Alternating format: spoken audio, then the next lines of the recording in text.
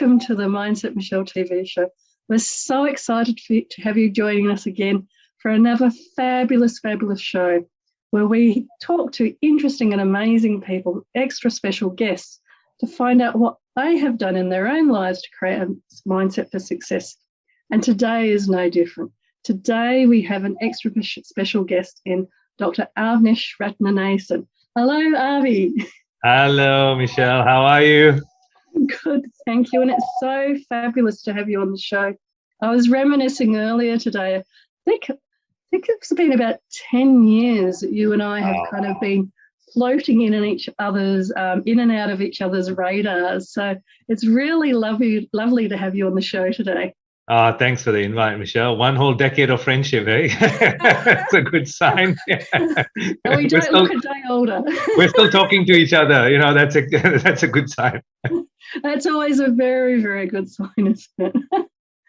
So Dr. Avi, as people fondly call him, has been around in the entrepreneur space for, as I've said, for the 10 years I've known him, but maybe many, many years longer.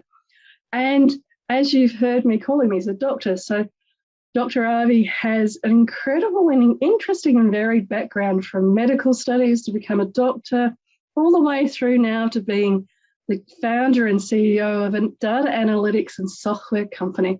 So I'm really fascinated again how somebody with such a successful mindset can really turn that mindset and make success in anything that they touch. But before we get to that part of the interview, I'd love to hear, Avi, what was the background? How did you kind of come to be a doctor, first of all, and then sort of transition from that to founding a data analytics company? Michele, yeah, thank you very much for the invite. And it's an interesting and windy journey, I'll be honest with you.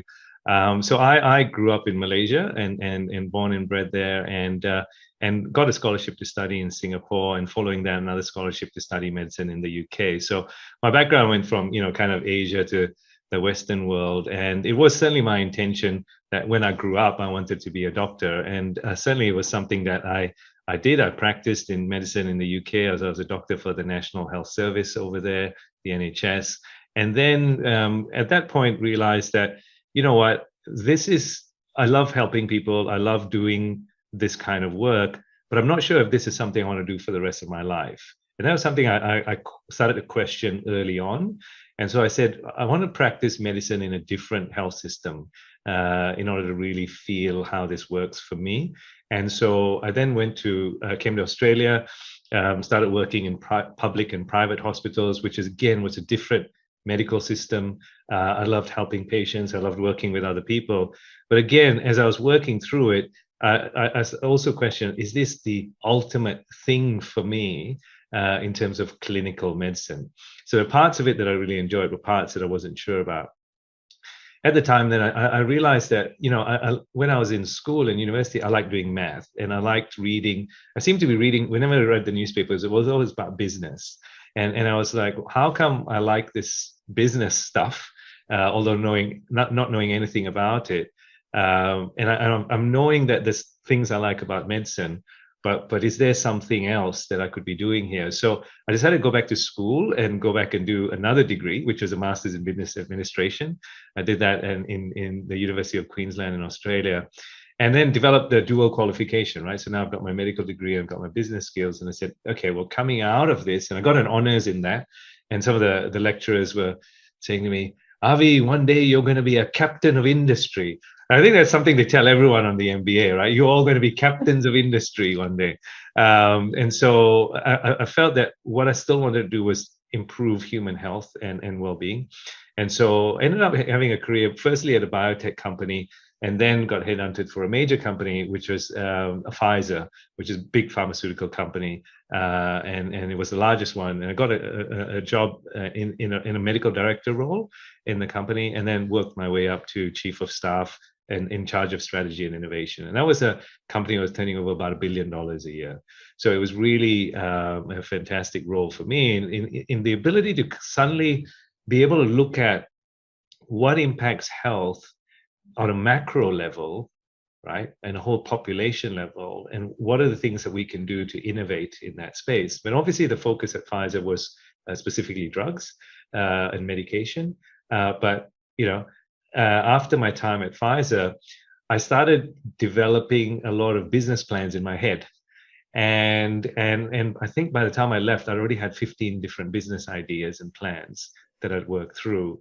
And so there was this entrepreneurial spark, and an opportunity came about to take a voluntary redundancy from Pfizer through a restructure. And I'd called a couple of people in that I confided in. In every single conversation I had on that drive to work that day, that I was told that, there is a voluntary redundancy opportunity for you as a result of this restructure. I was talking to these three friends, and all of them said to me, Avi, for as long as we've known you, you've always had these business ideas, and why don't you just take this as an opportunity to try one of those ideas? And so that redundancy gave me the initial startup capital to go out and start my first business. So cut a long story short, I had a couple of businesses in the tech space, which are initially in the film and video technology space, because I had an interest in filmmaking at the time. I'd won an award at an international film festival. And so I actually went to create tech startups in that space for about 3 years. So I left healthcare altogether. What I realized from that journey, Michele, was that whilst I love technology and disruption and creating new innovative things, if they weren't healing people, if they weren't helping ease the suffering of others, then my heart wasn't really in it, and it didn't really fulfill my purpose. And that was something I cottoned on to when I founded NHS in 2012. So I sort of sold my shares within the tech startup, and then decided to find or create NHS, which was a bit of a thinking journey. And fortunately, NHS is where I've been for the last 10 years. We've started off with consulting to healthcare organizations and helping them improve the impact on patients and on their staff and also the world. But also, as we went through that journey, finding that actually people need technology, people need data to make better decisions, to improve the impact on others. Yeah. And so what we've been doing since that time is going from actually taking other technologies and introducing them to customers to now developing our own technology products to help our customers make a better impact in people's lives. Wow. And thank you for so eloquently describing what is, yes, quite an incredible journey, all the way from Malaysia to England and here to Australia, and the different organisations and roles and decision points. I really felt that decision point about, do I take the redundancy and leave, and that flow that you so eloquently put, but I can really very windy. It looks like flow now. Very windy. But that flow of making those decisions, it's very different being a doctor to being a business owner to working for a pharmaceutical company. So with that kind of what some might think of as quite a dramatic career shift at different points in time. What then do you think after all of that, what does success mean to you? Yeah, it's a really good question. And fundamentally, I would put it down to, do you believe that you're being a good human being and a good loving human being, on a day-to-day basis? And that's what I've drilled it down to now. How did I come about that? Because I think that's the center. Around it is all the different aspects of well-being, right? And so, if you think about well-being, you think about career, you think about money, you think about family, mental health, physical health, environmental health, spiritual health. These are all the parts of success for me, right? It's not just about having a successful career, because I believe I'm still on that journey, but certainly I've had some high points along that other people would regard as successful. The financial side, achieving financial stability and security is definitely something that's a lot of people aspire to have in abundance. So that's definitely a goal. But I would prioritize even higher than that is family.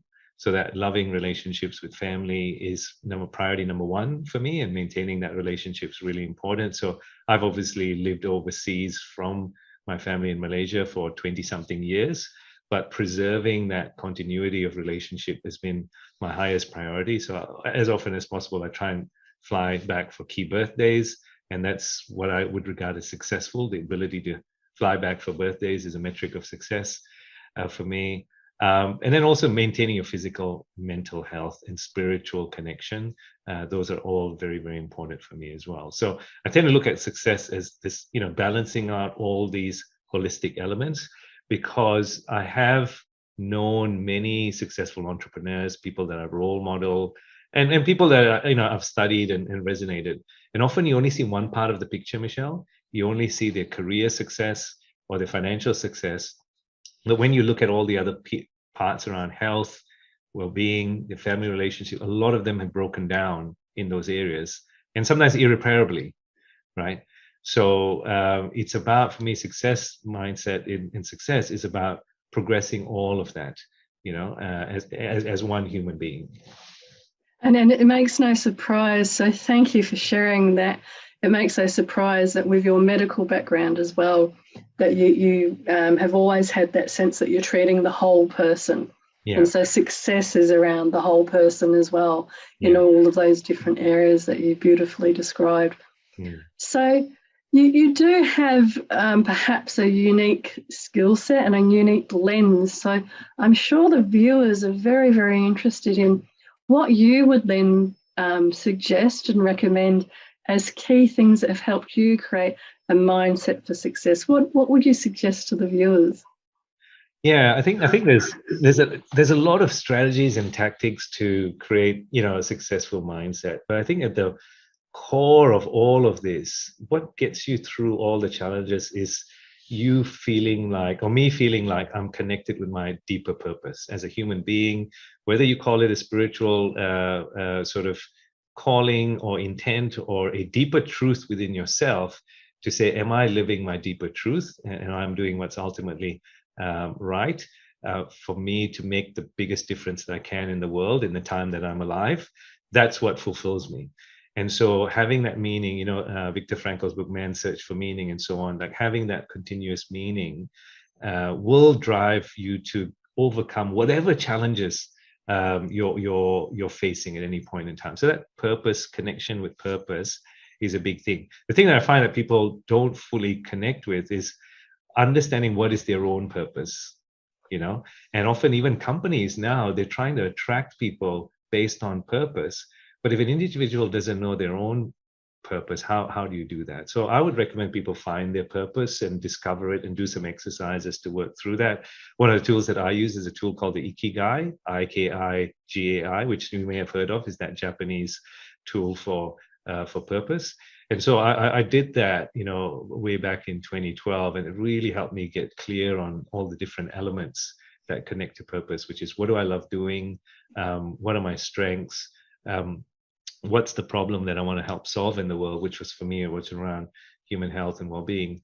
And then also, how can you make money from this? How can you earn a sustainable living from this as well, which is important to purpose. So the first one I'd say is purpose. The second one I'd say before you go on, I'd just like to kind of reflect. Otherwise, it just can sound like a lot of talking. Yes, I can do that. And I know that you are a fabulous and very, very eloquent speaker. So for those that haven't read Viktor Frankl's Man's Search for Meaning, I highly recommend that book, because talking about finding meaning and purpose in some of the darkest times in that gentleman's life is a really inspirational read. And I really want to reinforce and support what you were saying around the sooner you find or look at your own values and purpose and what are you here for. Whether it's pandemics or floods or whatever it might be that's going on in the world around you, spending that time and spending the focus to look inside and go, well, what really gives, I say nowadays, what is it that gives my heart joy? What makes my heart sing? And the things that I do that are on purpose with where I want to be going and what I want to be doing aligned with my purpose make my heart sing. And those things that are more of a drudge and more of a chore, you can definitely tell. And like yourself, you know, many, many years of living with my purpose, and even way back in, I think it was around 2012 as well, I set up my company's name is On Purpose Transformation. Right. So I've known for a long time and run courses, and we have an online course as well around purpose to help people find what is the core. You know, it's interesting, having come from some religious backgrounds earlier on in life, how religion can also kind of set that tone around, well, what is your purpose? And so I think that, did you find that much in Malaysia growing up, that there was a link between religion and purpose for you back then? Yeah, I think you know, for some people, and certainly for us, you know, there is religion. I'm a Hindu by background, and some of that is taught as part of your, let's say, religious training early on in life. But I forgot that, you know, to a large degree. You know, living in the UK and Singapore, I was, you know, kind of away from a lot of that, and so and really just working on passing my exams in medicine, right, and doing all the things that you know, I needed to do at that time to you know, create a career as a doctor, and then obviously later on in the corporate world. But I think that decision point, as you talked about, when, you know, I was in the film industry and technology, and, you know, building companies in that space, whilst we did sort of win awards and all that, I really felt there was something missing so there's this superficial success, but something missing underneath. And that, you know, search for meaning, I guess I didn't even know it was called meaning.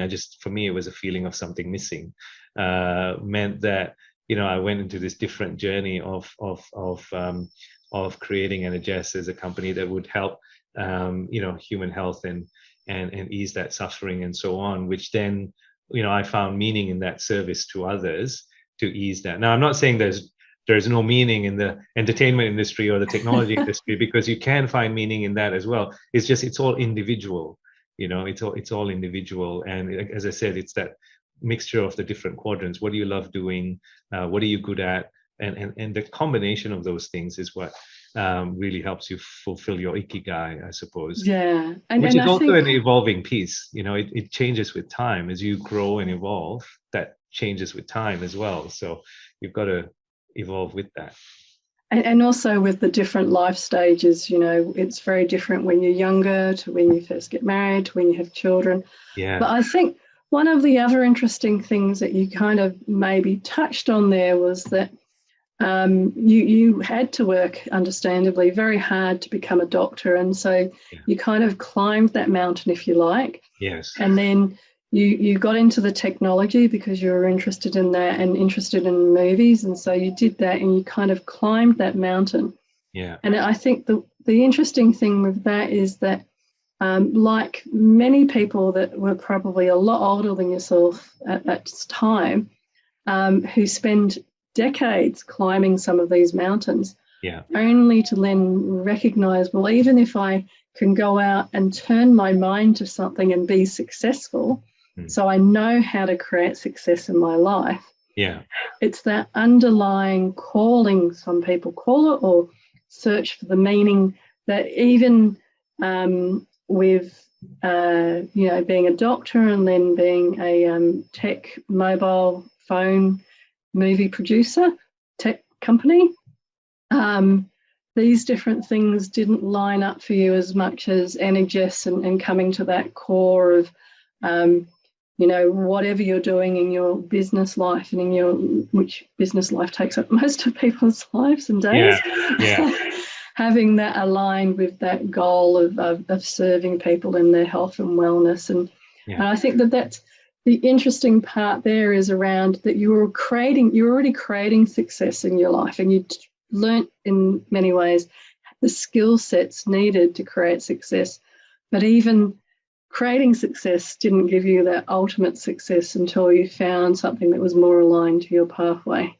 Yeah, absolutely. And I think it's also, for a lot of people, when they sort of change career path, they look at it as starting again from scratch or starting from zero. And certainly in those instances where I went from medicine into the corporate world, yes, I may have had a doctor background, but really I started at a very junior role, associate level role in the corporate sector, and so and that was me still, having that willingness. And one of the other traits, I think, is that willingness to be flexible and agile and learn continuously. I think that's a big thing, and not have ego hold you back and saying, I need to keep going up and up and up, because that up and up and up is only in your perception, whereas for me, starting at a much lower role. See, if you're a doctor, you're almost like the boss on the ward to some degree.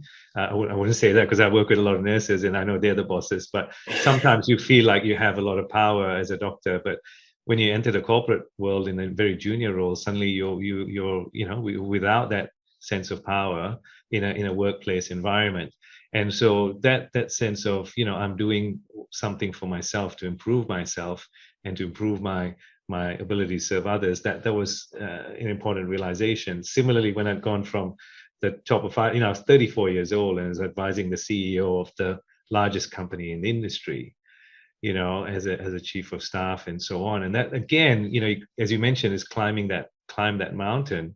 And that's when I realized I needed to start again as an entrepreneur, because I wanted to be the CEO of my own company. But what I found was that when I went into the film industry, no one cared that I was a doctor.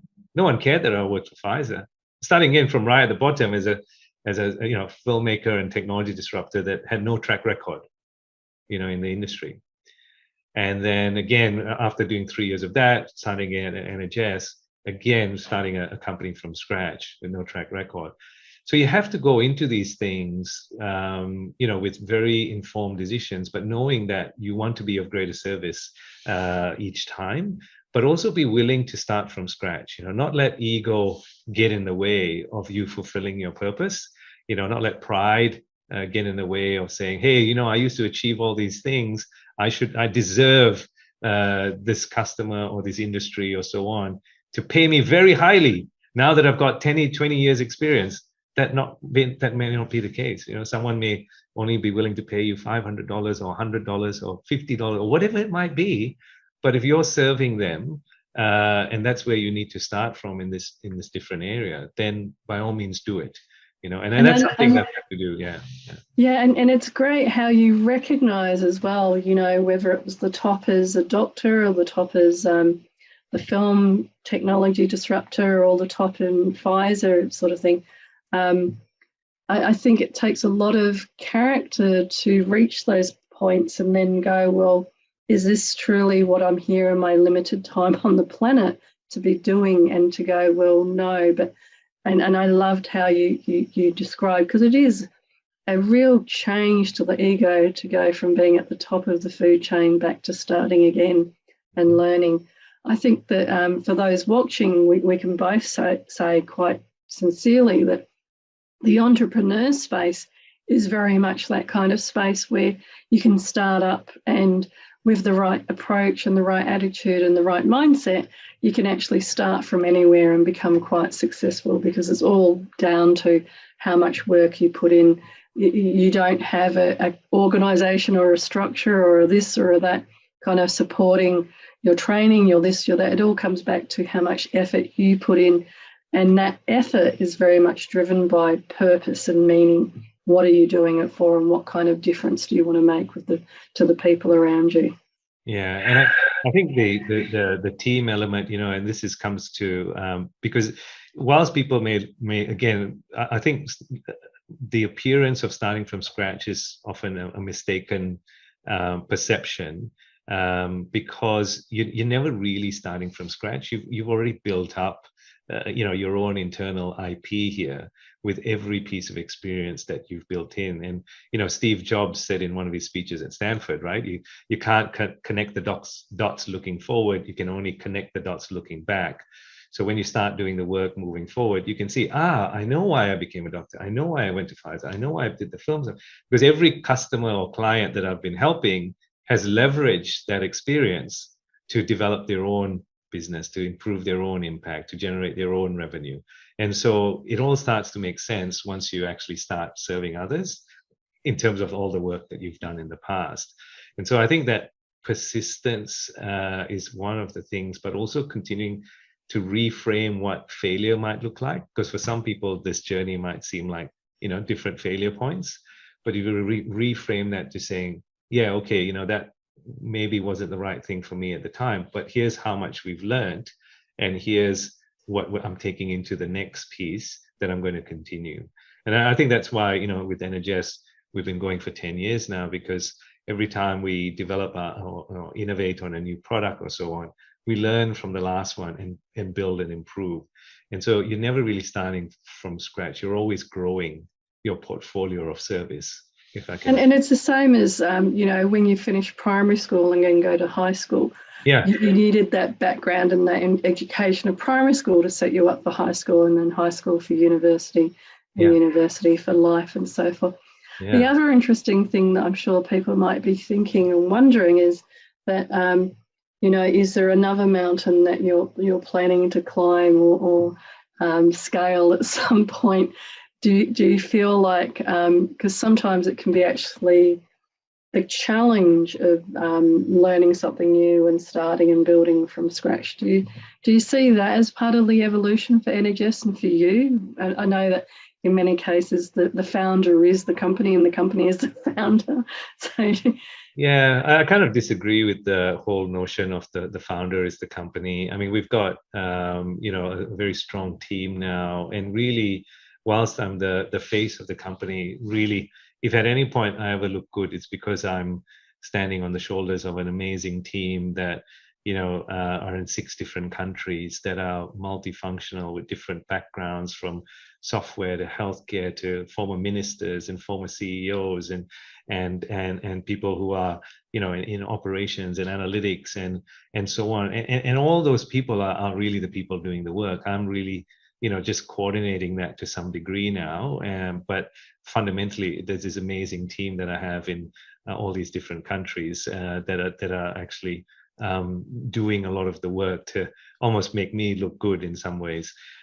So I think it's, I want to recognize that what you do as a founder or an individual is, over time, as you're living your purpose, is that people who are connected with that purpose join you on the journey and help sort of develop and the products and services that we're doing and developing.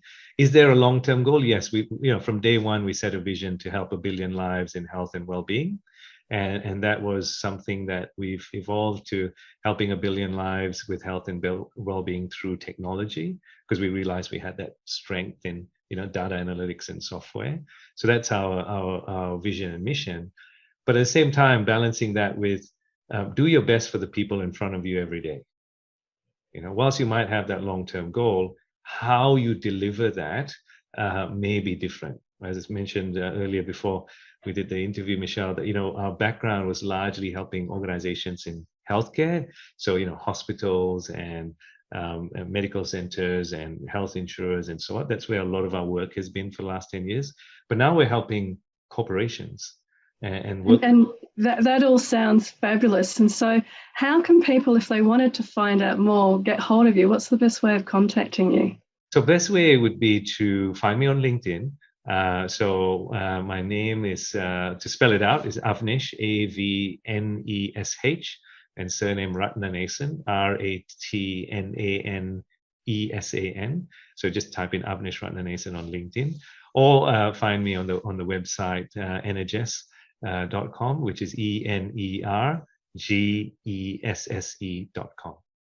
Fabulous. And one of my favourite questions in this interview and these discussions is asking the guest, if you were to look back and think back to those many, many hours that you would have had to put in to qualify and become a doctor, or even to decide to study to become a doctor, and I'm sure many sacrifices throughout then and other times in your life.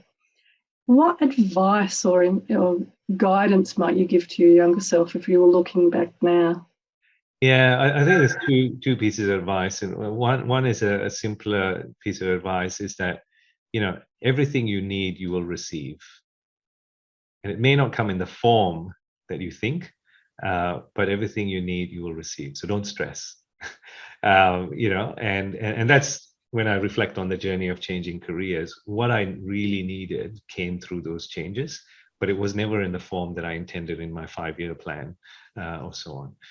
The other thing I would say is, you are loved unconditionally. I'll tell my younger self, you are loved unconditionally, because I think, again, coming back to that stress, that pressure, certainly, in my life, it was always this feeling that I needed to achieve something in order to be loved or liked by others. Whereas, I've let go of that need more and more over time. There's still some of that, but just reinforcing that, that we all loved unconditionally helps me make better decisions. And I know it does for others as well. What beautiful, beautiful advice. And I love that sentiment to bring the interview to a close.